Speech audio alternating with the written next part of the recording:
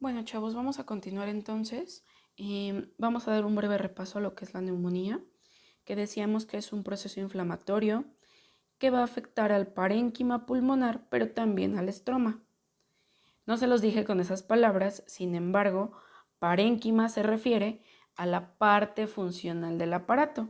Y hablamos entonces de lo que yo les comentaba en el video anterior. El árbol alveolar o en sí los alvéolos se ven afectados porque empiezan a llenarse de líquido, empieza a haber un infiltrado y entonces se dañan. Pero también se va a dañar el estroma. ¿Qué es el estroma? Pues es el sostén del aparato. Todos los ligamentos que detienen al aparato, que lo tienen frenado para que no anden los órganos nadando por el cuerpo. Bueno, ya sabemos también que esta patología se va a clasificar en función de dónde se adquiere, que en este caso hablamos de NAC, que es la neumonía adquirida en la comunidad. Obviamente, pues sucede en pacientes que no han sido hospitalizados.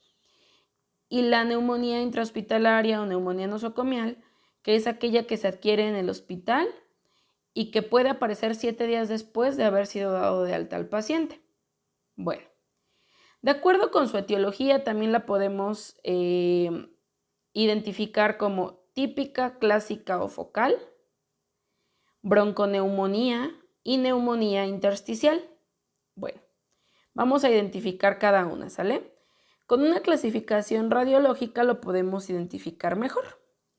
Que en este caso hablamos de bronconeumonía cuando los bronquios también se están viendo afectados, cuando hay una inflamación de los alvéolos y de los bronquios también. Todo el pulmón está siendo afectado. Si hablamos de la neumonía intersticial, bueno, los alvéolos van a tener alrededor de ellos agua y esto va a hacer que se inflamen. Y la neumonía típica, clásica o focal, pues es cuando el proceso inflamatorio está alojado solamente en una parte del pulmón, como lo vemos aquí, pero aquí me lo mencionan como neumonía lobar, porque está en un lóbulo, nada más la bacteria y el proceso inflamatorio están en un lóbulo del pulmón izquierdo, ¿ok? Por eso se le llama también focal, porque está focalizada en un solo lado. Bueno.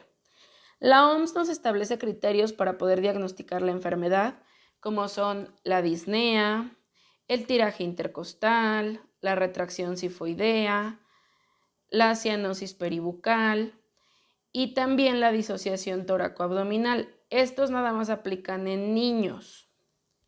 Ahora bien, la neumonía adquirida en la comunidad, pues es una infección aguda de las vías respiratorias bajas. Su duración no va a ser más de 14 días y se adquiere a través del contacto persona a persona, mediante las gotitas de flush, mediante el contacto con superficies contaminadas y luego llevarnos las manitas a la cara. Y produce principalmente tos y o disnea, pero también infiltrado agudo. ¿Qué es esto? Bueno, cuando los alvéolos se están llenando de agüita y no se permite bien la respiración. Ahora, epidemiología. Pues esta patología va a ser más frecuente en niños menores de 5 años. Normalmente los niños son los que más se enferman de vías respiratorias y la neumonía es una de sus principales causas de enfermedad. Aproximadamente al año se reportan de 34 a 40 casos por cada 1000 niños. Del 15 al 23% de los niños con neumonía sí van a requerir hospitalización. La mortalidad es casi nula en el paciente pediátrico, al menos que ya tengan algún problema cardíaco o respiratorio crónico. De otra manera, muy complicado que haya muerte. Y la complicación más frecuente va a ser el derrame pleural. Cuando hay un daño ya muy grande en los pulmones, alrededor de estos tenemos una capa, por así decirlo, de agüita que los recubre y los protege. Esta capa se llama pleura. Cuando esta capa, este líquido, sin querer, se empieza a desbordar y los pulmones se llenan de este líquido, de líquido pleural, se le llama derrame pleural. Eso sí causa muerte. Ahora, Factores de riesgo, como ya les dije, tener una enfermedad crónica, ya sea cardíaca o sea respiratoria. Si, en el caso de los niños, ser un niño prematuro. El asma, bueno, es un factor de riesgo para la mayoría de las enfermedades respiratorias. El hacinamiento, ¿qué es esto? La falta de higiene. El tabaquismo, y esto también aplica en los niños, ¿eh? O sea, obviamente los niños no fuman, pero el que sean fumadores pasivos incrementa el riesgo de presentar neumonía o de presentar constantemente enfermedades respiratorias. Y el llevar a los niños a guarderías pues incrementa aún más el riesgo. ¿Por qué? Porque están en contacto con niños que no se sabe si tienen hacinamiento, si tienen problemas de hacinamiento, si son fumadores pasivos o si tienen algún tipo de enfermedad crónica y se puede agravar ellos o puedan agravar a los niños, ¿vale? Ahora, en cuanto a la etiología, normalmente pues va a ser bacteriana. En los niños menores de 4 semanas está el Streptococcus galactiae, las enterobacterias gram positivas, el citomegalovirus y la listeria. Si hablamos de niños de 4 meses a 4 años, pues están los Streptococcus pneumoniae y pyogenes, el Mycoplasma pneumoniae, el estafilococo dorado, el Mycobacterium tuberculosis y el virus sincitial. Y en niños de 5 a 15 años va a ser Mycoplasma pneumoniae, Streptococcus pneumoniae, Mycobacterium tuberculosis, la Moraxella catarrhalis y el virus de la parainfluenza. Estas, si se dan cuenta, son más bacterias que virus y entonces, pues normalmente una neumonía se va a catalogar como bacteriana. En cuanto a signos y síntomas, principalmente va a ser hipertermia, tos que puede ser o no productiva, o sea, con expectoración, disnea, dolor pleurítico, o sea, un dolor en el tórax, está doliendo toda la parte de la pleura, síndrome de dificultad respiratoria aguda, disnea, tiraje intercostal, retracción sifoidea. Y también en caso de los signos de alerta, bueno, pues aquí si el niño presenta temperatura mayor a 38.5, presenta un síndrome de dificultad respiratoria aguda y además su llenado capilar es de más de 2 segundos, a ese niño hay que hospitalizarlo. ¿Qué es un llenado capilar? Es el tiempo que tardan los vasos sanguíneos capilares en volver a recuperar su tono. ¿Cómo vamos a identificar esto? Hagan ustedes un experimento. En la yema de su dedo, de cualquier dedo de su mano, con su uña de la otra mano, presionen hasta que se ponga blanquito. Presionen hasta que en medio se ponga blanco. Ya se puso blanco, soltamos y tomamos el tiempo que tarda en regresar a su color rosado.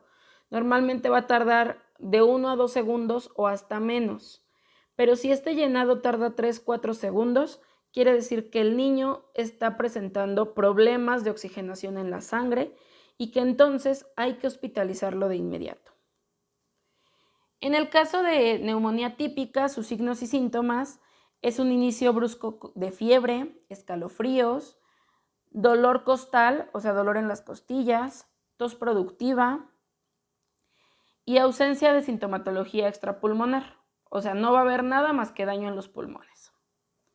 Si hablamos de una neumonía atípica, bueno, pues es un comienzo con fiebre, la tos no va a ser productiva, cefalea, malestar general y aquí va a haber sintomatología extrapulmonar. ¿Cómo vamos a diagnosticar nosotros una neumonía? Bueno, laboratorios como una biometría hemática, una química sanguínea de 6 elementos, un cultivo de líquido pleural. ¿Cómo se hace este? Se tiene que hacer una toracocentesis. Con una aguja se punciona, normalmente va a ser en la línea media axilar o va a ser en un costado para poder tomar un poco de pleura y entonces ver qué tipo de bacteria hay. La prueba de PCR para confirmar el tipo de bacteria o de virus. El cultivo de esputo. El niño o la persona adulta en un frasquito tiene que escupir y de aquí se realiza el cultivo. y también cultivo de secreción nasofaríngea. Si hablamos de diagnóstico de gabinete, pues va a ser una radiografía de tórax. Como vemos en estos tres, el más grave de los tres es el tercero, la tercera imagen, donde se presenta algo que se llama atelectasia. Si ustedes ven en las otras dos, los pulmones se ven un poquito opacos, pero se ven casi del mismo tamaño los dos. En la tercera está muy marcado que el pulmón izquierdo está más pequeño. Esto quiere decir que ese pulmón está colapsando. Y la atelectasia es cuando el pulmón empieza a colapsar, es más chico que el otro. Entonces, bueno, de las tres esta es la más grave. En cuanto a tratamiento, el tratamiento médico pues va a ser administración de oxígeno para mantener su saturación de más del 90%. Un reposo relativo normalmente va a ser de 10 días. Abundantes líquidos, una posición de semifowler a 45 grados. Y en cuanto a tratamiento farmacológico, pues principalmente antipiréticos para contrarrestar la fiebre, como es el paracetamol y el metamizol. En caso de que haya una obstrucción bronquial o alguna sibilancia, pues se van a administrar broncodilatadores. El de elección es el salbutamol. Y los antibióticos de primera elección va a ser amoxicilina con ácido clavulánico por la vía oral, 90 miligramos por kilogramo de peso por día, cada 8 horas. Antibiótico de segunda elección es la cefuroxima vía oral, 30 miligramos por kilogramo de peso por día, cada 12 horas. Y en el caso de pacientes alérgicos a la penicilina, va a ser entonces un macrólido, en este caso la acitromicina vía oral, 10 mililitros por kilogramo de peso por día, y a partir del segundo día ya va a ser 5 mililitros cada 24 horas. O la claritromicina vía oral, 15 miligramos por kilogramo de peso por día, cada 12 horas. El tratamiento normal de neumonía va a durar 10 días, pero si lo está causando la bacteria de Mycoplasma pneumoniae, entonces va a ser hasta de 14 días. Bueno, ahora sí, chicos, esto es todo lo referente a neumonía. Es un tema muy extenso, pero la verdad es que está pues bastante interesante, es muy importante conocerlo. Y bueno, ahora sí, realicen por favor su actividad y cualquier duda que tengan, ya saben que estoy a la orden.